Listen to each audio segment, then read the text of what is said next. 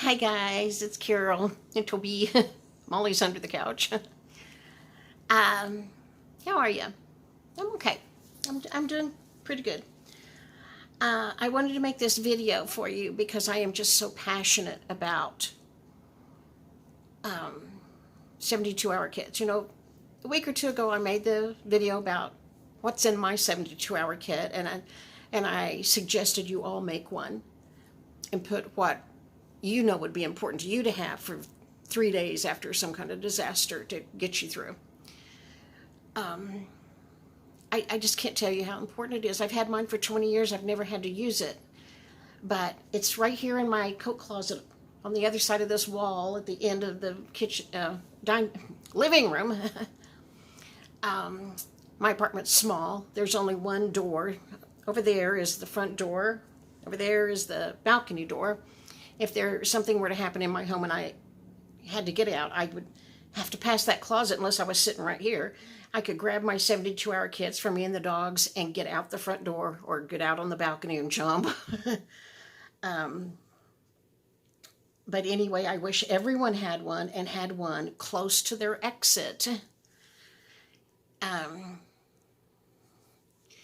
would say if you own a car, keep it in your trunk, but you can't keep medicine in a hot vehicle. That wouldn't work. But anyway, why I'm talking about it again today is because I'm watching Rachel Ray. This is the first show of this season. Today it's Monday, I think it's September 14th, and it is about her house catching on fire a few weeks ago in August, and they lost everything. Now, this is Rachel Ray. She had a magnificent home. She said it was 14 years old. They had done maintenance on it, upkeep, meticulously. This home was very well cared for. They had their chimneys cleaned twice a year, but still, they lost their home. What happened was she lit a fire in a fireplace. I don't know what room it was in. And she went into the kitchen to cook dinner. And her husband was upstairs. He had just come downstairs when somebody rode up on an ATV yelling, "Your roof's on fire, your roof's on fire." So they didn't know the house was on fire. The roof was on fire, but, obviously it was a huge house. The first thing she thought of was running upstairs to get some medicine. That's what she said. The first thing she thought of was to go get medicine and her mother's high school ring and something else. But the first thing she said was she was going to run upstairs and get medicine. She got to the stairs and could hear fire in the wall and knew she had to turn around. And by the time she turned around, there was a first responder coming in their front door yelling, "Get out, get out, get out." And so they got out with the clothes on their back, and that's all she and her husband had. Well, they got their puppy out. I believe her mother was there too. But anyway, the humans got out and the puppy got out, but they had no time to grab anything. And of course, she's got insurance and money. She can rebuild the house and replace things. But she said there are things that can't be replaced. John is a musician. His life's work is gone. Her notebooks and journals and everything from her life's work is gone. No clothes. Didn't save anything, any material thing, nothing. And just how devastating it is. And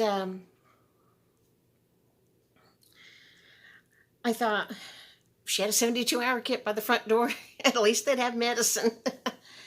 In my 72-hour kit, I've got a week's worth of medicine. That would do until I could get refills. I have a change of clothes. It's not the best clothes I've got, but I'd have something else to put on besides the clothes that probably smell like smoke. I would have some things I needed to get me through a couple of days until I could do something else. But I'm so glad they got their puppy out. I would be concerned if if my apartment ever caught on fire, because Molly stays under the couch a lot. That's where she likes to take a nap unless I'm holding her. And I don't know if in an emergency situation, if she would come out or if they would be scared to death. The smoke detector, when it goes off, sometimes if I'm baking something on 400 degrees, when I open the oven door, the smoke detector is going to go off. It's not smoky, but it's heat sensing. And that terrifies them, that sound the smoke detector makes. But anyway, what I'm telling you is, Rachel Ray's home was, I think she said 14 years old. The maintenance on it had been, they did the maintenance on it. It was maintained. They had their fireplace cleaned twice a year. And still, an ember blew out the fireplace onto the roof, set it on fire, and it was gone. And fire terrifies me, because when I was a kid, our house caught on fire. And I know how fast things happen. She had a fire marshal, I guess, on just now talking about fire, and that if there is a fire in a home, it doubles in size every 30 to 60 seconds. It doubles in size, and then that doubles in size, and then that doubles in size. It goes fast.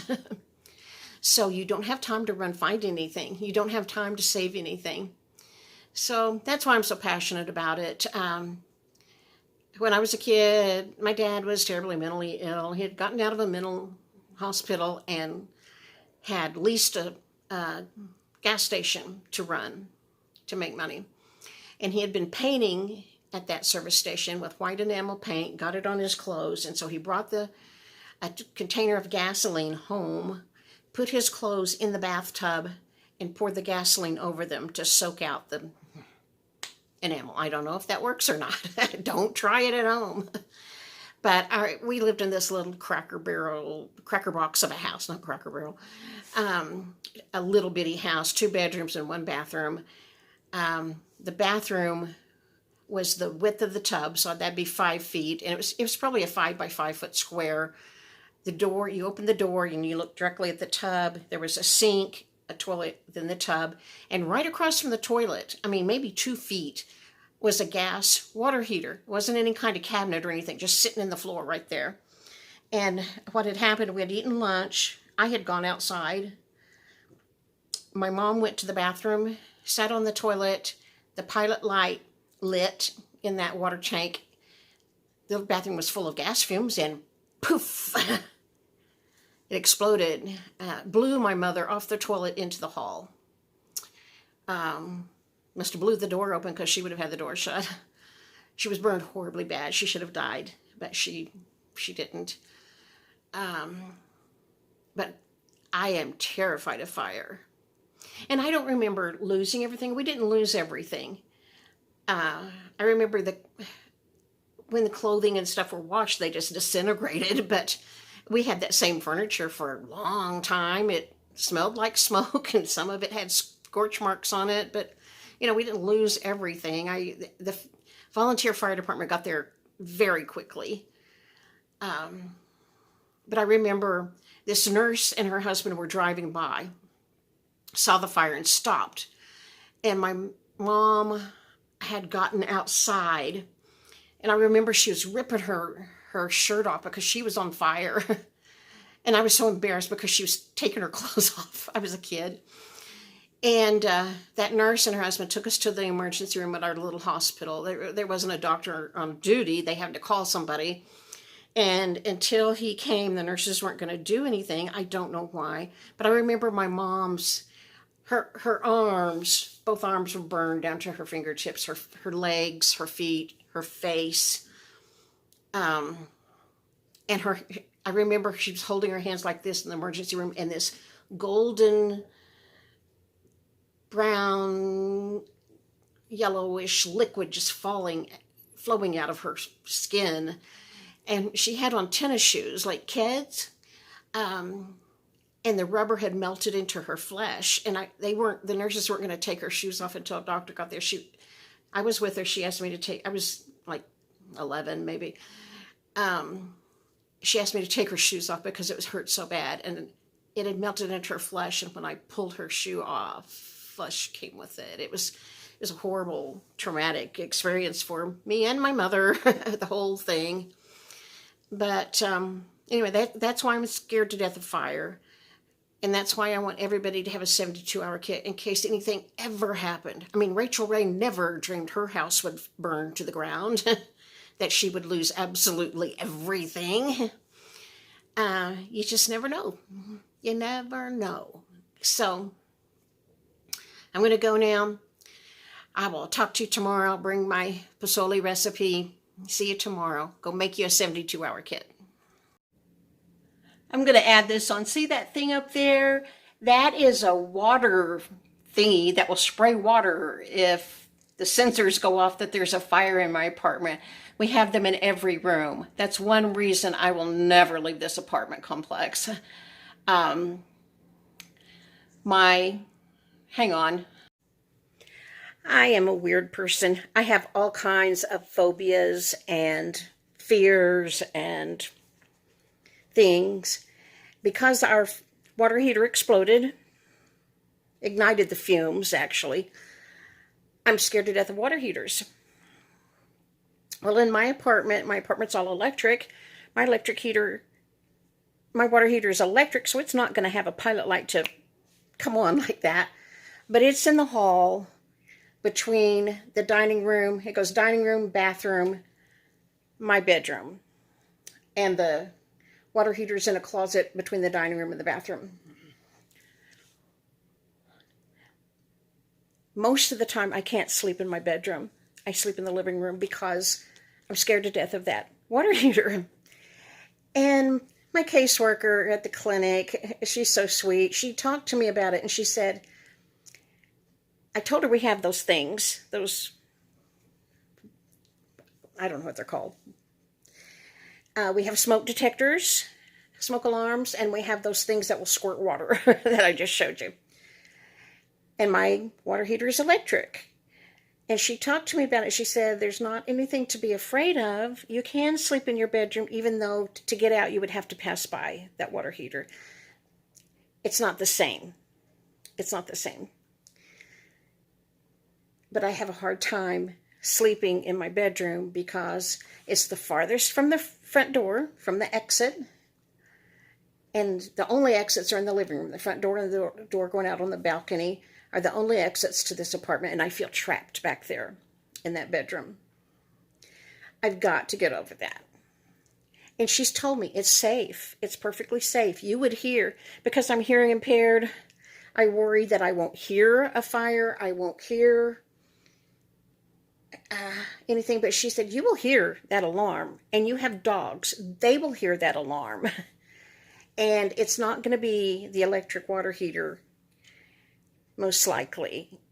If anything should ever happen, it's probably not going to be that. You can sleep back there. And if you had to get out, yes, you would have to pass by that water heater. I mean, the door opens in the hall. I mean, you can't get past it.